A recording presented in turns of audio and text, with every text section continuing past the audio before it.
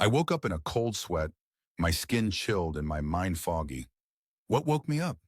I don't remember dreaming or even waking up, but here I am, awake, but not sure why.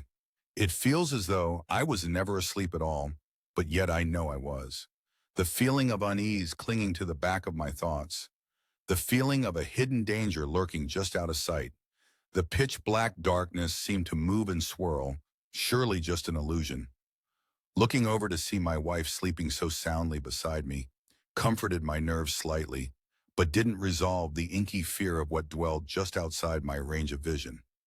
It was probably just a bad dream, nothing to get worked up over, I said under my breath.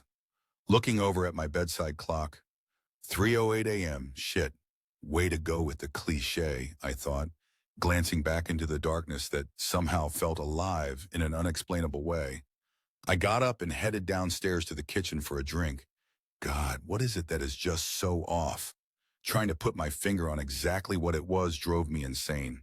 I felt like I was being called to something, like a subconscious pull, but I had no idea towards what, as if I no longer felt comfortable or even belonged in my own home anymore. In fact, I couldn't even identify what I was feeling anymore: anger, fear, sadness. No word could label it correctly, and noticing this fact added to the feeling of impending insanity. My mind clearing up and my drowsiness completely gone, I no longer felt tired, but I still had that lingering dread of something just not right.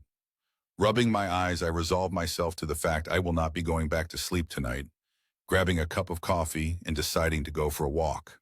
Stepping outside, the air was chilled, bordering cold, but I pushed on, starting on my journey to nowhere in particular. It was relaxing walking under the stars, and after about an hour, as the night sky gave way to morning, I decided to head back home.